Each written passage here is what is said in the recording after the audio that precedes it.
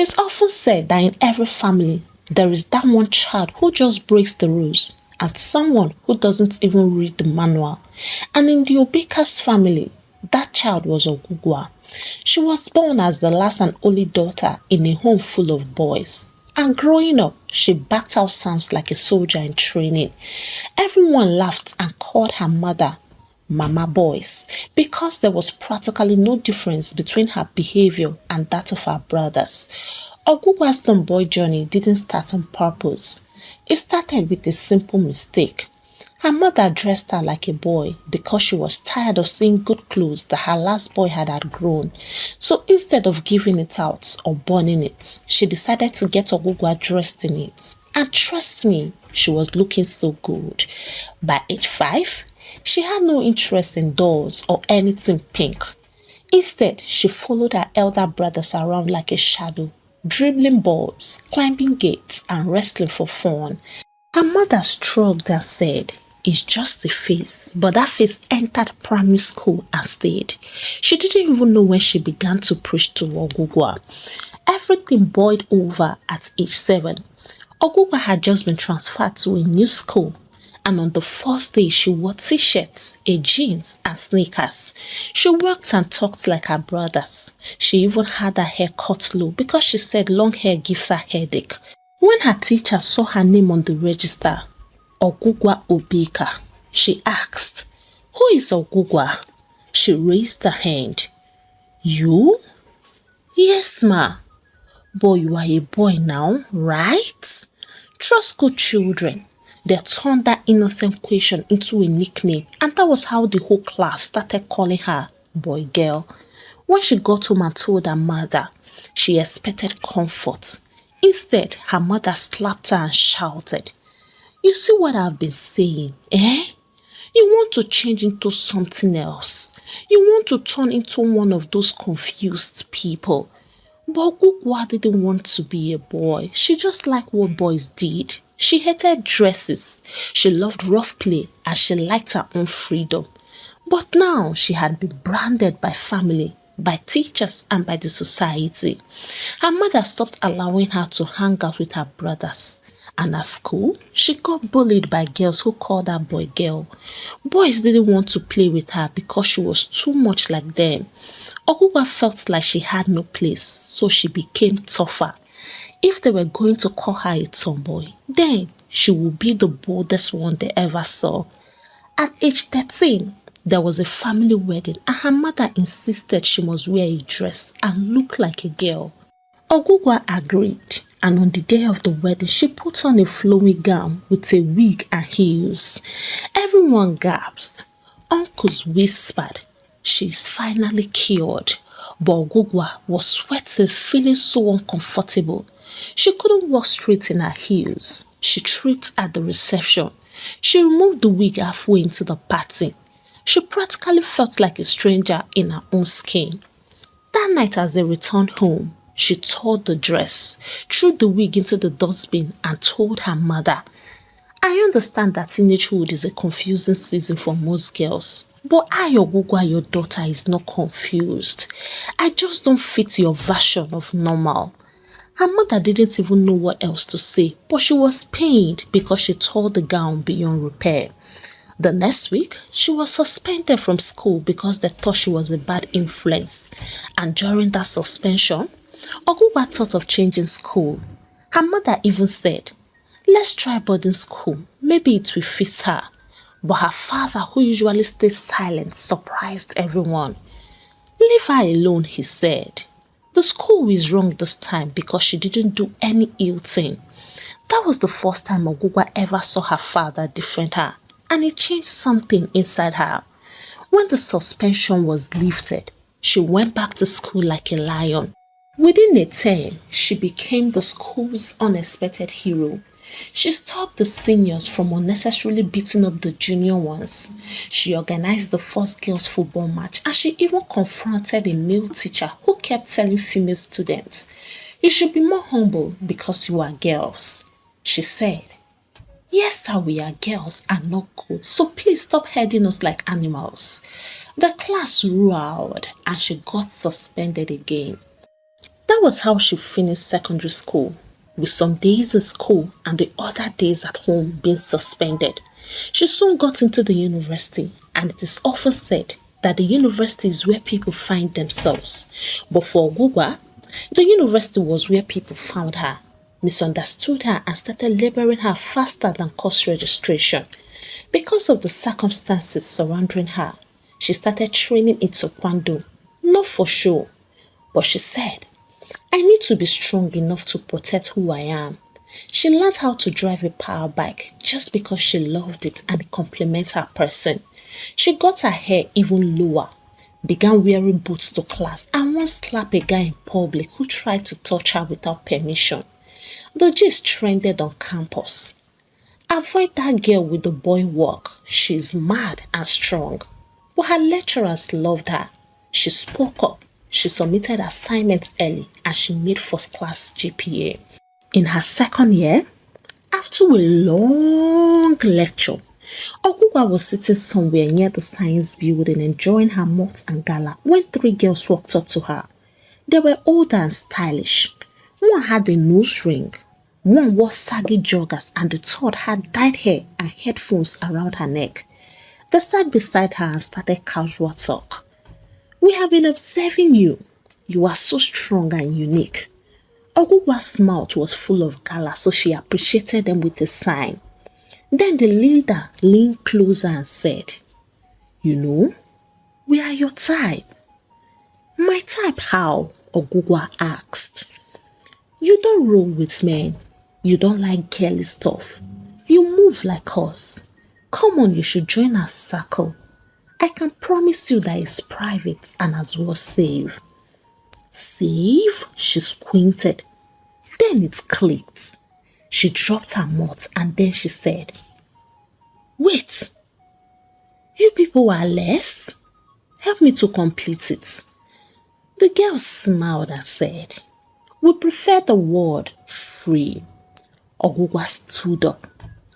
I beg, stay clear. I am not free like that. My being different doesn't mean I am lost. I am not confused and I'm not just fake. The second girl said out of annoyance, Are you judging us? Ogugwa took a deep breath and replied, I am not judging you, but I don't want to join. I am a tomboy, not a billboard for confusion. If you were hoping to add me to your circle, sorry, you just approached the wrong girl. She walked away calmly and the girls felt highly disappointed. Her third year, she got elected as the faculty vice president. Things changed during her tenure, and from the way she handled things, people's perspective changed about her. Ndubisi, a final year student, fell in love with her. He was the son of a real estate tycoon. He dressed like a fashion therapist, spoke like a test speaker, and moved like a gentle breeze on a hot afternoon. He had money, manners, and emotional intelligence. During the faculty's welcome party, Ogugwa had just finished speaking and her speech was electric. She sat down hungry and was trying to eat what was given to her when someone walking past her tripped and his elbow hit her plate. Her rice was on the floor and her chicken was sacrificed. She looked up ready to unleash thunder and saw Ndubisi holding a napkin looking embarrassed. He bent down and said, I am very sorry. Please let me replace that with a 3-course meal somewhere quiet. Ogugwa blinked. Her inner voice said, Na scam o. But her stomach said, follow him. That dinner turned into 3 more. Then lunch, and before you know it, long campus walks. They became inseparable. Ogugwa didn't believe in relationship sweetness because she has seen how girls change their voice and IQ just because of a man. So when her hostel mate teased, Ogugwa has finally fallen, she replied, For where? I didn't know. I am strolling with caution. But the truth, she had fallen hard. Ndubisi never tried to change her. He once said, I didn't fall for you because of your position. I fell because you were real. He bought her books, not flowers. He showed up at her taekwondo training, held a water bottle just to encourage her. The two became practically Romeo and Juliet. But then there was a big challenge because for Ndubisi's sweet old morning mother, a daughter-in-law was supposed to wear lace, tie gele, say yes ma every 3 seconds and cook soup like her ancestors taught her. Not a tomboy with a firm handshake, combat boots and a voice that echoed like microphone feedback. When Ndubisi brought Ogugwa home after graduation and told his mom he wanted to marry Ogugwa, she replied with a single word, "Over my well-manicured corpse." She invited prayer warriors.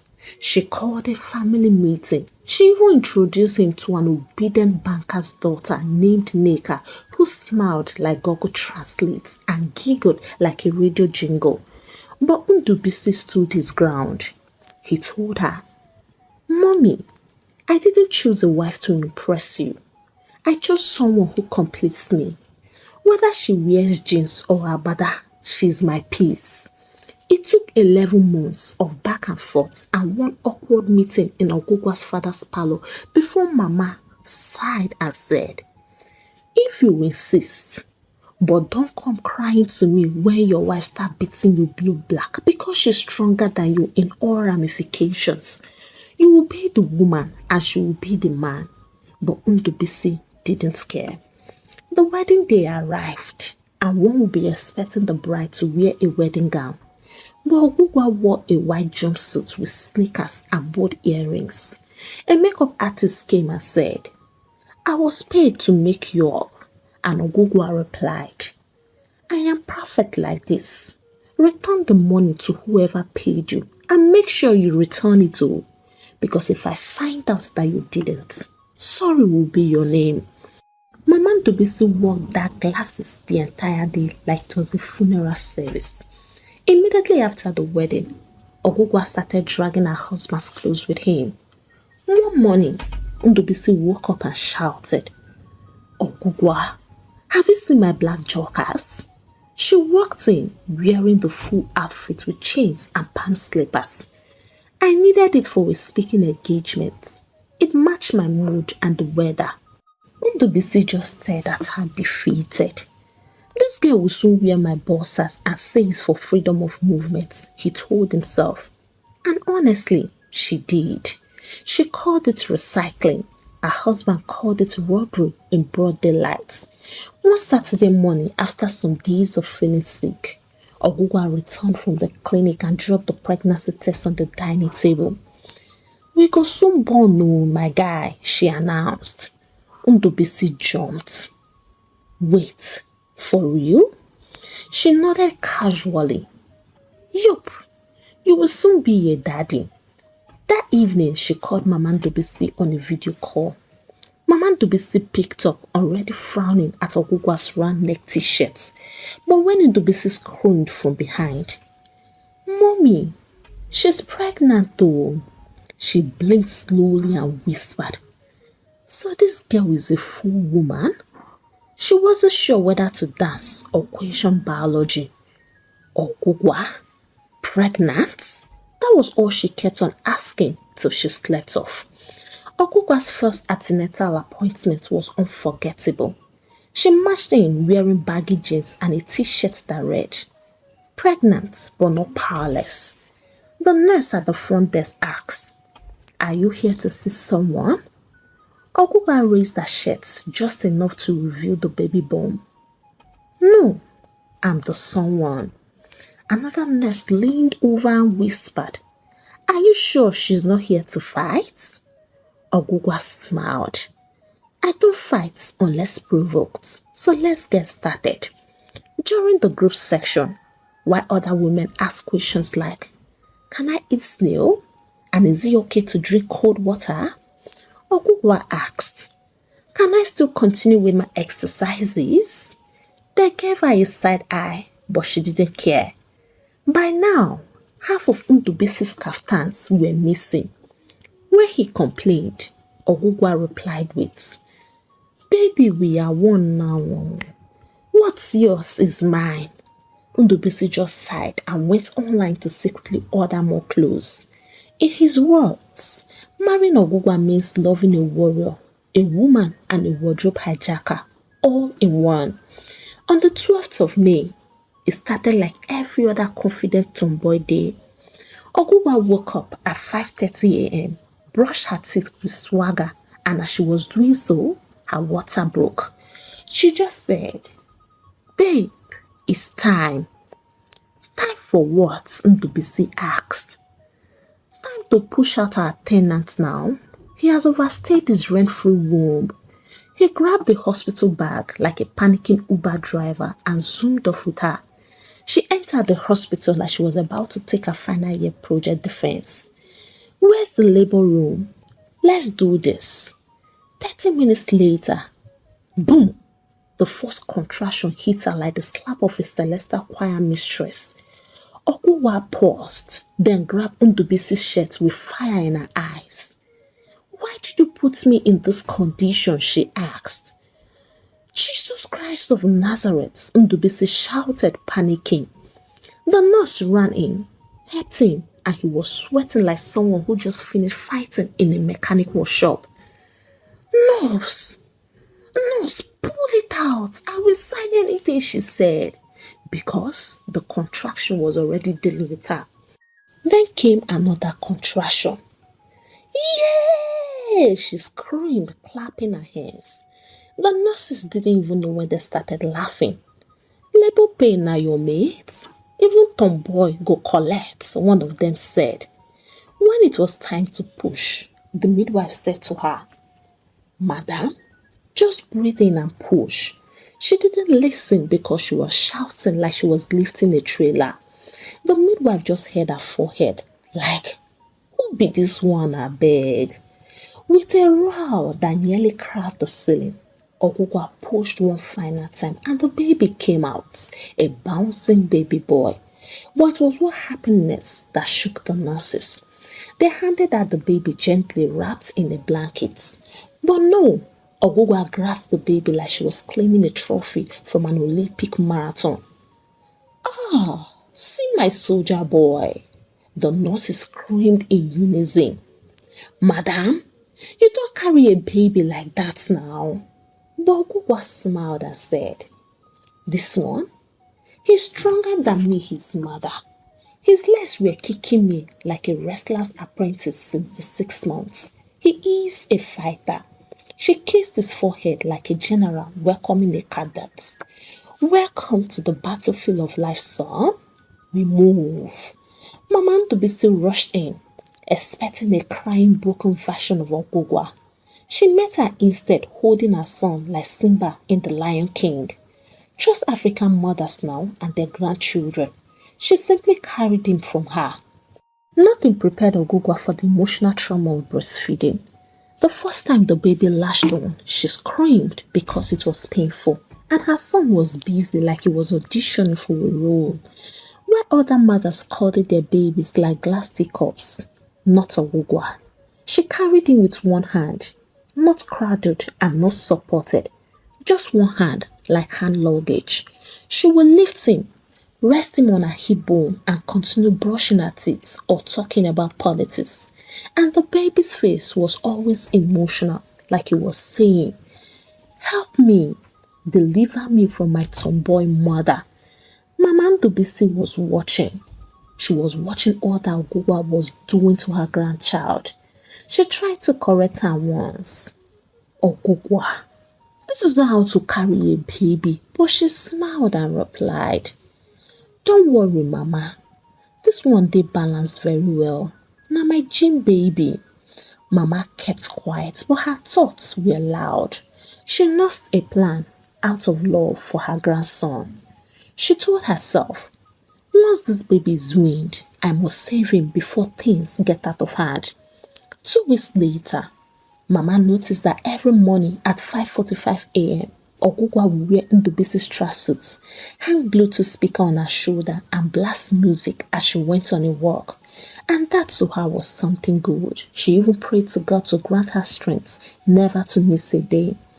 At exactly 4 months, Oguwa looked at her son, who now looked like he had biceps from constant one-arm carrying, and announced, I am done breastfeeding. I cannot come and kill myself, Ndubisi said. But babe, 6 months is the standard for exclusive. She raised a finger and said, Standard call, standard fan me. I have tried. Baby food can take over from here. Case closed. Mama heard it and quietly packed her small traveling bag, but she didn't leave. She had other plans. The next early morning, Oguwan went for her usual walk. Ndubisi had gone to work and Mama was alone with the baby. She looked at the clock and whispered, My dear grandson, your rescue mission has come. You will stay with Grandma until your mother learns how to become a mother. She betted him, dressed him in his best attire, packed his diapers, his food, and left for her house. Oguwa returned from her morning walk sweating, bouncing, and jamming to songs on her Bluetooth speaker. She entered the room and tossed her fanny pack on the couch, calling Mama. Mama! But there was no response. She looked to the left, looked to the right, and walked into the bedroom. Mama! My baby! She checked the cot, empty. She checked the side of the bed, empty. She checked under the bed because anything was possible, still very much empty. She blinked like someone just pressed reset on her brain.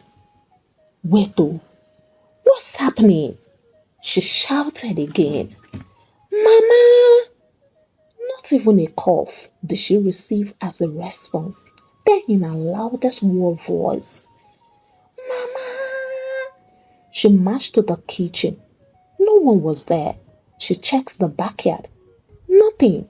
She opened the wardrobe out of instinct. Just wrappers and the scent of aboniki balm. Her heartbeat shifted reading. She grabbed her phone and called her husband. Your mother has disappeared with your son, no, Ogugwa reported, panicking. Babe, relax. What do you mean disappear? Maybe they went to visit Mama Peace, Ndubisi replied.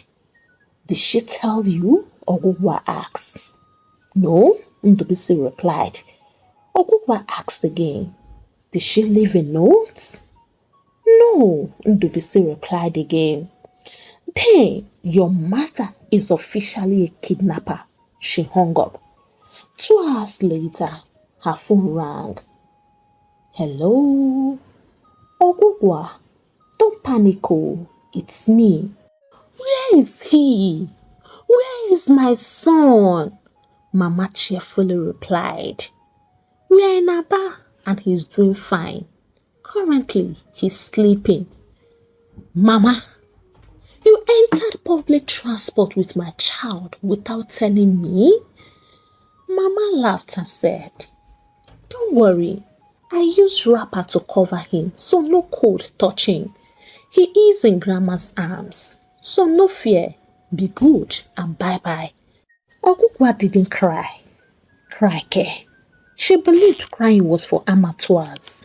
She went to the wardrobe, pulled out a shirt and a joggers, and then wore her boots. She picked her bag like a warrior choosing her final weapon. Mama Dubisi was on cloud 9. She dressed the boy in Isiago, played gospel music, and even nicknamed him Chinedu the Delivered. But that peace was short-lived because at exactly 4:17 p.m., a loud horn blasted at the compound gates. Then a voice thundered, Where is my child? Everyone froze. Mama peeped out of the window and nearly fainted. Neighbors' ears were like antenna. They wanted to find out what will happen between Mama Dubisi and her daughter-in-law. Ogugwa stood by the gate with fire in her eyes and thunder in her voice. Bring out my child now. Mama Dubisi came out slowly with the baby in her hand, calm like a woman who had just finished morning devotion. Ogugwa, you came? Yes, Mama, I am here because you took my child without asking me. You have no right to do that. You are right, my daughter. Mama Ndubisi said softly. I know I am wrong legally. Ogugwa blinked. That wasn't the fight she prepared for. Mama continued, still holding the baby. I didn't obey the law in court, but I obeyed the law of the heart. And this baby was crying for help. And I should have helped, not hijacked. Ogugwa's lips trembled, but she held her ground. You think I'm not trying? You think I don't know I'm not like other mothers? I wasn't built for this mommy's work. I don't know how to be soft. Mama looked her square in the eyes and asked, and who told you softness is born? It is learnt, just like walking, cooking and loving. You may be rough around the edges of Gugwa, but the clay is still wet. You can still be shaped. The baby let out a tiny yawn, and then Mama said something that broke the tension like a dropped plate. If you were me, wouldn't you have done something worse? Tears rolled in Ogugwa's eyes, but didn't fall. She stepped closer and stretched her arms. Mama handed over the baby carefully. Ogugwa took him this time with both hands, held him close and whispered, Sorry for holding you like a bag of cement the last time. Everyone laughed, even Mama. The neighbors who kept their ears like antenna were all disappointed. Permit me to pray. Those waiting to laugh at you, may they wait in vain in Jesus' name. Amen. The next day, Mama Ndubisi went back with Ogugwa and her baby. She sat her down and said, Tomorrow morning, we will start baby care lectures. Mama, do you think I can learn? Ogugwa asked. Anything is possible if your mind carries it, my dear. And surprisingly, her mind did carry it. The next weeks became a mini boot camp. Mama taught her how to bathe the baby without turning it into wrestling practice, how to feed without acting like it's a survival game, how to understand baby cries, and most importantly, how to smile without clenching her jaw like a military recruit. Little by little, Ogugwa changed. She started wearing female clothes. It looked awkward initially, hilarious even, and Ndubisi was mesmerized. He even began buying her earrings, wigs, and even slippers that sparkled. And for the first time in her life, Ogugwa didn't feel forced to be feminine. She enjoyed acting like one. And somehow, she and Mama Ndubisi became best of friends. Hey, African Tales by Karma Tribe. How are you all doing? For me, I am doing just fine. Please tell me, have you ever been close to a tomboy? Can you please share your experiences with us in the comments? And if you are one listening to me, I am just curious. Are you happy? And when I mean, are you happy? Not the I am fine you tell people when they ask. I mean, when you are alone, when the world is quiet, are you truly, joyfully, peacefully happy with this lifestyle? Because sometimes I feel behind the tough voice and no nonsense work is a little girl who started dressing like a boy because she was told she wasn't beautiful enough, or because someone hurt her and she swore never to look soft again, or because she grew up with brothers and just fit into their world. Or maybe it was survival and a means of protection, a way to stay strong in a world that didn't give her space to be gentle. So how did it begin? Can you remember? Was it a choice or a reaction? You see, there is nothing wrong with strength, boldness, or being different. But sometimes the very armor we wear becomes a prison. Sometimes we have worn the jeans baggy trousers for so long we don't even know if we want the gown anymore, and that's okay. But I ask again, are you happy in it, or are you hiding something in it? Because behind every tomboy is a story. Some are full of joy, some full of pain. Insist, no matter which one is yours, you deserve freedom. Freedom to be strong and soft, to play football and rock a dress if you want, to cry, to heal, to ask questions and to grow. Don't let anyone rush you. But don't let pain stop you from evolving. You are loved deeply, and whether you remain in boots or slip into heels one day, what matters is that you are becoming whole. And if no one ever told you this before, God sees you, not just the tomboy you have become, but the woman He created you to be. So I ask you one last time, are you happy there, or you are just used to it? If you are ready for more, God is ready to work with you. Give the story a thumbs up if you enjoy it, and please subscribe if you are not subscribed to this channel. And until I bring another exciting story your way, it's a goodbye from here, and God bless you.